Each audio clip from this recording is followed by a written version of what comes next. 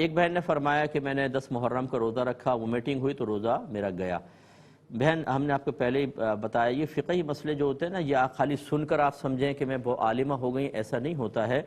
ان کو سننا چاہیے، سننے کے بعد غور سے سمجھنا چاہیے، سمجھنے کے بعد یاد کرنا چاہیے، اور یاد کرنے کے بعد کوشش کریں بعینی ان کو آگے بیان کریں، تب یہ ذہن میں فٹ ہوتے ہیں۔ وہ میٹنگ سے روزہ نہیں جایا کرتا، یہ سمجھیے 3 شرطیں ہوتی ہیں تب روزہ جاتا ہے وہ میٹنگ سے، 3 شرطوں کے ساتھ۔ نمبر 1، روزہ یاد ہو۔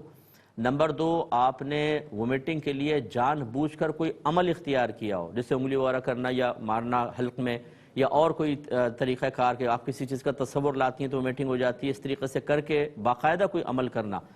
اور تیسرا یہ کہ پھر وہ منہ بھر قے ہو، تھوڑی نہ آئے۔ منہ بھر کا مطلب جس کو آپ بتکلف روک نہ سکتے ہو، بہت پریشر کے ساتھ آتی ہے۔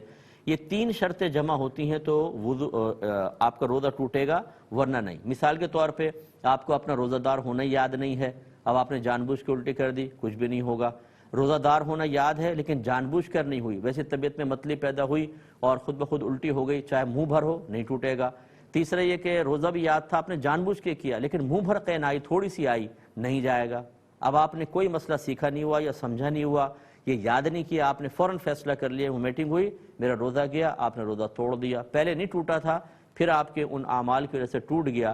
بہرحال اگر نفلی روزہ جان بوجھ کر بھی توڑ دیا جائے، اس میں کفارے کا کوئی تصور نہیں ہے، اور یہ تو پھر آپ کا عذر تھا، تو اس لیے آپ اس روزے کے بعد میں ایک قضا رکھ لیجئے گا۔ لیکن میں سب سے گزارش کرتا ہوں ادھورے مسئلے سن کر ایسا نہ کریں۔ دوسری بات ہے کہ ہو سکتا ہے آپ نے ٹی وی پر کسی ایسے سے مسئلہ سنا ہو جو مفتی نہ ہو، کیونکہ ہمارے ٹی وی میڈیا پر جو ہے مختلف چینلز کے اوپر بہت سے لوگ آتے ہیں، اپنے آپ کو دیندار بھی کہتے ہیں، بعض ساتھ میں مفتی بھی لکھ لیتے ہیں، لیکن حقیقتاً وہ مفتی ہوتے نہیں ہیں۔ یہ ہم لوگ اس فیلڈ کے لوگ ہیں، ہم جانتے ہیں، انہیں مسائل تک بتانے کی صلاحیت حاصل نہیں ہوتی ہے، اور آپ یہ سمجھتے ہیں کہ جو میڈیا پر آ کر داڑھی والا بیٹھ گیا نا، وہ سب سے بڑا مفتی اعظم پاکستان ہوتا ہے، اور آپ اس پہ اعتماد کر لیتے ہیں۔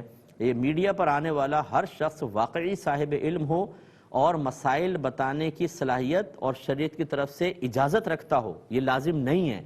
ایسا صرف داڑھی رکھ کر اور مطلب صرف ایک عالم ہو کر آپ آ کے مسئلے بیان کرنا شروع کر دیں، یہ تو بعض اوقات گناہ کی صورت بھی بن سکتی ہے۔